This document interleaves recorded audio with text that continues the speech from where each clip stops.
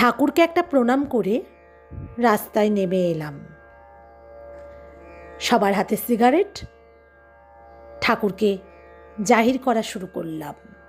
বেশ মনে আছে, প্রভাতবাবু বলে উঠলেন, ইনি একজন যোগী, সন্দেহ নাই, তবে মনে হলো কোথাও যুক্ত আছেন, কখনো যুক্ত আছেন, কখনো যুক্ত নেই। এই কথা শুনে একটু বরদাবাবু বিরক্ত বোধ করলেন। পরের দিন বরদাবাবু ডেকেছিলেন বলেই ঠাকুরের সঙ্গে আবার দেখা করতে গেলাম। আমরা গিয়ে দেখলাম কয়েকজন ভদ্রলোক আমাদের আগে থেকেই বসে আছেন। গিয়ে বসার পরে ঠাকুরের মুখে দু চার কথা শুনতে থাকলাম। ঠাকুর বুদ্ধদেবের সম্পর্কে আলোচনা করছিলেন।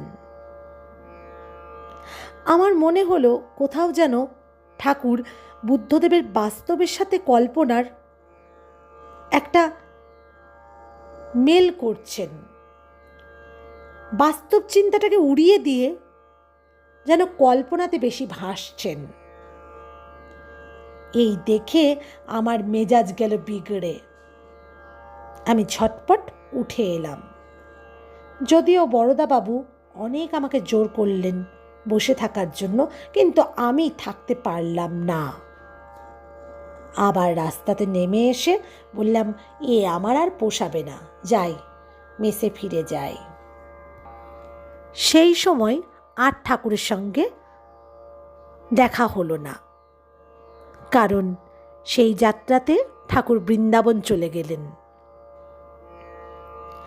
আমার মনে হলো ঠাকুর যদি দ্বিতীয়বার আবার আসে, আবার যেন মনটা দেখা করতে চাইল। কেন জানি না, মনে হলো তার কথাগুলো শুনতে মন্দ লাগে ঠিকই, কিন্তু তার কাছে যেতে কেন ভালো লাগে জানি না। দু একদিন পরে বরদাবাবু বললেন, তুমি ও প্রভাতবাবু সেদিন দর্শনে গেছিলে, ঠাকুরের দর্শনে। ঠাকুরের কাছে পূর্ব থেকেই একটা ভদ্রলোক বসেছিলেন। সেই ভদ্রলোককে ঠাকুর বলে উঠেছিলেন তোমাদের আসার পূর্বেই, দুইটা জাহাজ আসতেছে, আর তোমরা যখন ফিরে গেলে তখন ঠাকুর বলে উঠলেন, জাহাজ দুইটা আইসা, জাহাজ দুইটা ঝাইকানি খাইয়া গেল। কথাটা শোনা মাত্র আমার মনের মধ্যে একটা আলোড়ন সৃষ্টি হলো। আলোড়ন সৃষ্টির একটাই কারণ, আমি মুখে বোঝাতে পারবো না, অর্থাৎ এই জাহাজ দুটো হলাম আমরা। আর ঠাকুর নিজেকে ফ্ল্যাট নৌকার সাথে তুলনা করেছেন।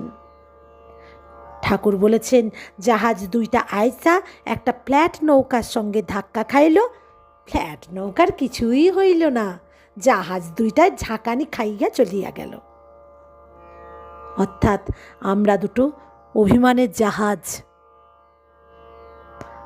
আমরা ঠাকুরকে ফ্ল্যাট নৌকা, সেই ফ্ল্যাট নৌকার ধাক্কা আমরা সহ্য করতে পারলাম না, আমরা ঝাঁকুনি খেলাম, আর ঝাঁকুনি খেয়েই আমরা ফিরে গেলাম। সেদিন থেকে একটা বুঝতে পারলাম, আমার মনে কি যেন একটা আলোড়ন সৃষ্টি হলো, তা আপনাদের বলে বোঝাতে পারবো না। আমি ঠাকুরের কাছে অশ্রদ্ধা প্রকাশ করেছি। আমি যা অন্যায় করেছি তা বলে বোঝাতে পারবো না।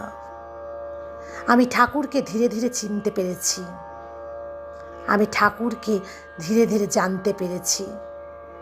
আমি বাঁকা রাস্তায় চলেছিলাম, সোজা রাস্তা আমাকে ঠাকুর দেখিয়েছেন।